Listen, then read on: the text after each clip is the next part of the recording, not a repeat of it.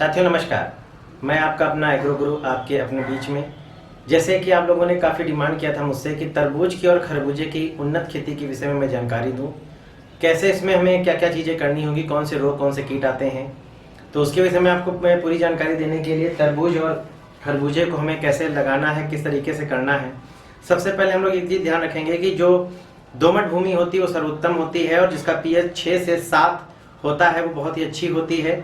और जो अधिक ताप वाली जलवायु होती है वो सही रहती है।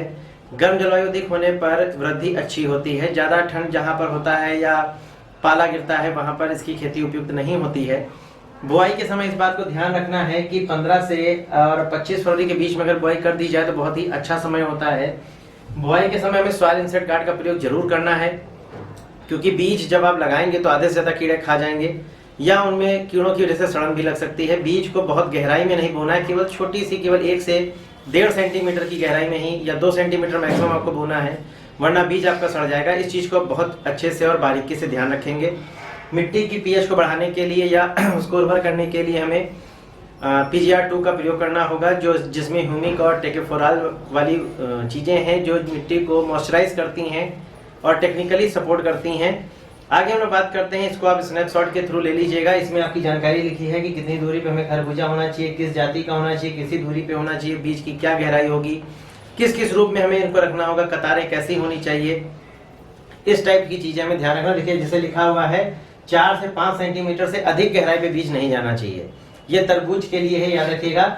और अगर खरबूजे को आप देखेंगे तो उसमें बहुत ही ऊपर होना चाहिए और एक जगह पर जो है 2 से 3 बीज लगाने चाहिए, क्योंकि जितने छोटे बीज होंगे उन्हें हमें उतनी ऊंचाई पे लगाना होगा और अनावश्यक वहाँ मिट्टी के वजन की वजह से वो दब भी सकते हैं या अधिक नमी होने पर वो सड़ भी सकते हैं।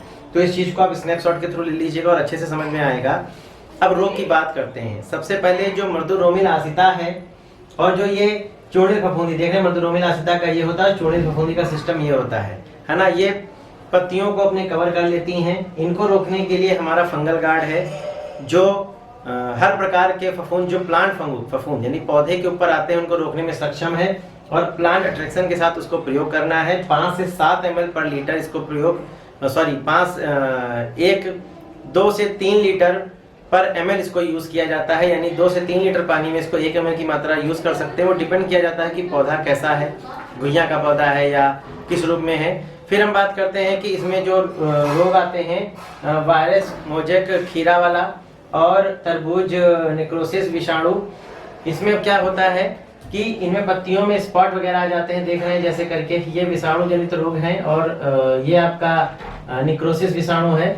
इनके बचाव के लिए हमें बहुत ज्यादा ध्यान रखना है कि जितने भी शेकिंग पेस्ट होते हैं यानी चूसक कीट, उन चूसक कीटों से हमें इनको बचाव करना होता है।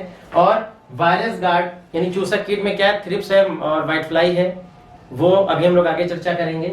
वायरस गार्ड और PGR1 ये प्लांट हार्मोन है, जो उनकी कमी हो जाती है, जो वो कीट चूस लेते हैं, उनकी कमी को पूरा करते हैं। और वायरस गार्ड इस रोग को रोक देता है वहीं पर, और प्लांट अट्रैक्शन के साथ इसको प्रयोग करना है ताकि ये अच्छे से उसमें मिल जाए और पौधे उसे अच्छे से ग्रहण कर सकें।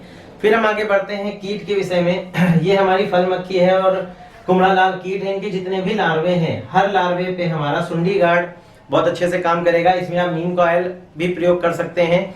महीने में 1 बार आप स्प्रे करेंगे और कीड़ा खेत मुक्त, जो खेत होगा हमारा वो कीट मुक्त होगा।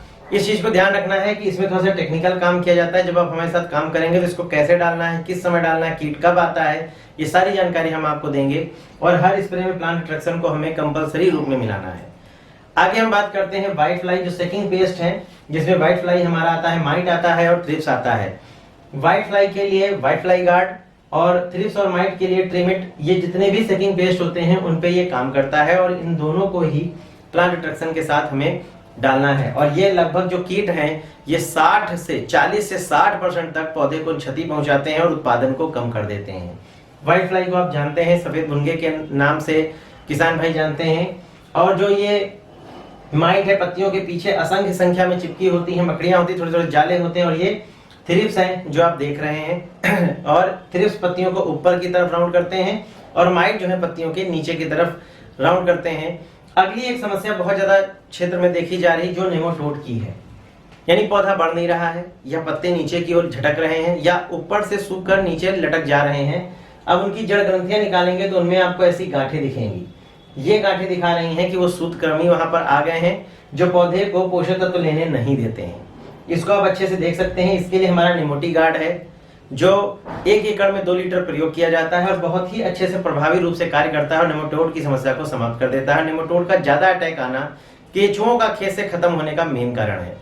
दुनिया की सबसे अच्छी खाद केचुए की है और आप जो भी हमारे किसान भाई हैं वो केचुए को समाप्त कर रहे हैं अपने खेतों से रसायन की ज्यादा मात्रा को यूज करते हुए।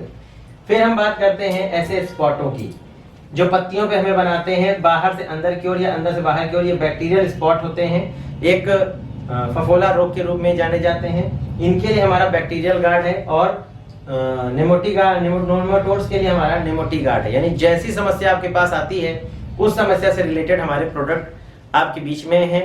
ये 2 ml पर लीटर यूज किए जाते हैं और उसको जो है एकड़ में 2 लीटर प्रयोग करना है। आगे बढ़ते हैं कि फूल बढ़िया नहीं आ रहे हैं या फल गिर रहे हैं या एक ऐसी जड़ जैसी समस्याएं आती हैं कि पौधा जरा सा बढ़ा और वहीं पर टपक के गिर गया या कट गया या अजीब टाइप का जड़ सड़न होती है। उसमें हमारा सॉइल फंगल यूज होता है 2 ml पर लीटर। हमारी मैक्सिमम दवाओं की जो डोज है वो 2 ml पर लीटर है। फूल और फल नहीं आने की जो समस्या है वो एक आम समस्या होती है जिसका कारण होता है मधुमक्खियों का वहां पर सेचन नहीं कर पाती हैं या मित्र कीट उस पर परागण नहीं कर पाते हैं, जिस वजह से फूल फल नहीं बन पाता और या फल का बहुत अच्छा प्रभाव नहीं हो पाता या चमकदार आकर्षक नहीं होता। उसके लिए हमारा मैजिकल ग्रो 1 ग्राम पर लीटर आपको डालना है और बहुत ही प्रभावी रूप से आप इस पर रिजल्ट मिलेंगे। बाकी जो भी आपको समस्या आती है फसलों से रिलेटेड आप वो इस नंबर पर व्हाट्सएप कर सकते हैं। देखिए व्हाट्सएप करिएगा, फोन न करिएगा क्योंकि हम व्हाट्सएप सपोर्ट देंगे आपको। वेबसाइट आपके सामने है जिस पर आप जा करके पुनः देख सकते हैं और जो भी हमारी चीजें हैं उनको आप जान सकते हैं और हमसे संपर्क कर सकते हैं। इसी तरह हमारे बीच में बने रहिए। अगर वीडियो अच्छा लगा हो, जानकारी अच्छी मिल रही है तो आप अपने अपनों तक, अपने और किसान भाइयों तक इस वीडियो को जरूर पहुंचाएं ताकि वो इसका लाभ ले सकें और श्री ऑर्गेनिक फ्यूचर के सहारा बन करके, एक साथ बन करके और साथ ही साथ इस जैविक मुहिम को आगे बढ़ाने के लिए बहुत बहुत धन्यवाद। जय हिंद, जय जवान, जय किसान।